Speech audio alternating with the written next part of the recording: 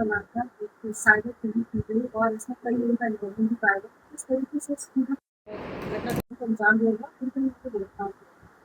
देखिए, पुलिस आयुक्त महोदय के निर्देशन में अपराध और अपराधियों पर लगातार कार्रवाई की जा रही है। उसी क्रम में थाना साइबर क्राइम पर एक मुकदमा आगरा के एक निवासी द्वारा पंजीकृत कराया गया था, जिसमें उक्त वादी ने बताया था कि उनकी आईडी, उनकी पर्सनल डिटेल यूज कर किसी व्यक्ति ने एक जन सेवा केंद्र आगरा में खोला है और जिसका प्रयोग साइबर फ्रॉड और धोखाधड़ी में किया जा रहा है, जिस कारण दूसरे राज्य की पुलिस के द्वारा वादी को नोटिस दिया गया।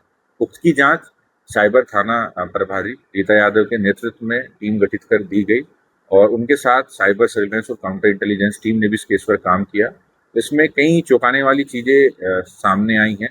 इस पूरे घटनाक्रम में दो व्यक्तियों को गिरफ्तार किया गया है। एक व्यक्ति आगरा के रहने वाले हैं और एक उत्तराखंड उधम सिंह नगर के रहने वाले हैं। इन पूछताछ में लोगों द्वारा बताया गया है कि इन्होंने बिना वादी की जानकारी के उसकी जो डिटेल्स थी, आईडीज थी, उसका यूज कर एक जनसेवा केंद्र यहाँ पर फर्जी तरीके से खोला और बाकी लोगों के साथ मिलकर ये लिंक के माध्यम से एपी के फाइल भेजकर लोगों के साथ धोखाधड़ी करते थे और इनके साथी जो कि हरियाणा, दिल्ली और दुबई से भी बैठकर इस पूरे ही गिरोह को संचालित करते थे। अभी तक आगरा से जो जनसेवा केंद्र संचालित था, इनके द्वारा 10 से 12 करोड़ की धोखाधड़ी करने की बात इन्होंने कबूल की है। साथ ही साथ इनके साथियों ने अलग अलग राज्यों में बैठकर 50 करोड़ से अधिक लोगों के साथ धोखाधड़ी की है।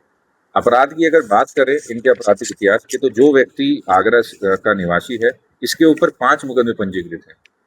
दो मुकदमे इससे पहले आगरा में ही पंजीकृत हैं, एक जौनपुर में पंजीकृत है 2024 में और एक वर्ष 2025 में गुरुग्राम हरियाणा से भी पंजीकृत किया गया। ये लोग बहुत ही शातिक तरीके से लोगों को बहला फुसलाकर जनसेवा केंद्र पर उनकी जानकारी उनसे ले लेते थे और उनकी आईडी का इस्तेमाल करते थे और कई बार उन्हें लिंक के माध्यम से भी जो अकाउंट उनका मोबाइल नंबर से लिंक रहता था, उसके सारे ही पैसे को ये निकाल देते थे।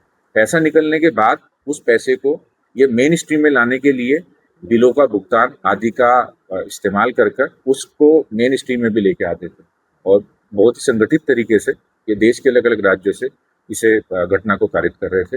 2 व्यक्ति गिरफ्तार किए गए हैं। कुछ और नाम इसमें सामने आए हैं जो कि टेक्निकल वर्क, इन्हें टेक्निकल सपोर्ट प्रोवाइड करते हैं, मैनुअल सपोर्ट प्रोवाइड करते हैं। उनके लिए भी टीम उनकी गिरफ्तारी के लिए प्रयासरत है। जल्दी उन लोगों को भी गिरफ्तार किया। देखिए, जैसा कि मैंने आपको बताया कि ये अलग अलग राज्य से और इवन फॉरेन कंट्रीज से भी इनके साथ में कुछ लोग इस गैंग में शामिल है। जो मुख्यतः जिनका रोल है, अभी ऐसे 5 अन्य लोग हमारी रडार पर हैं। बाकी पूछताछ में जो भी नाम सामने आएंगे, टेक्निकल डिटेल्स में जो भी लिंक सामने आएंगे, उन सब पर भी कार्रवाई की जाएगी। देखिए, हर किसी का इसमें एक रोल तय है। कोई टेक्निकल सपोर्ट प्रोवाइड करता है, कोई मैनुअल लोगों को लेके आता है, कोई अकाउंट प्रोवाइड करता है। तो सभी को उनके काम के एवज में पैसा दिया जाता था। जो व्यक्ति आगरा का रहने वाला है, जिसे पकड़ा गया है, इसे भी 20% के आसपास जो पैसा था वो मिलता था और इसने कबूल किया है कि इसका जो सीएससी सेंटर का जो वॉलेट है, उसमें 1 करोड़ के आसपास का ट्रांजैक्शन हुआ है, जो कि सारा ही साइबर फ्रॉड के माध्यम से अलग अलग जगहों से ट्रांसफर किया।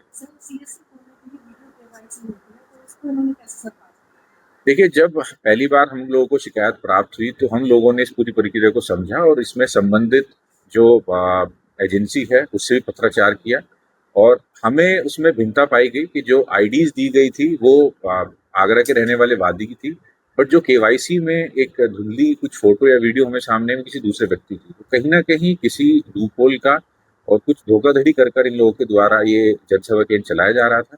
उसके संबंध में भी संबंधित एजेंसी के साथ में हम लोग इस पर काम कर रहे हैं और उसमें भी जो भी दोषी हैं उसकी नियम अनुसार जवाबदेही तय की।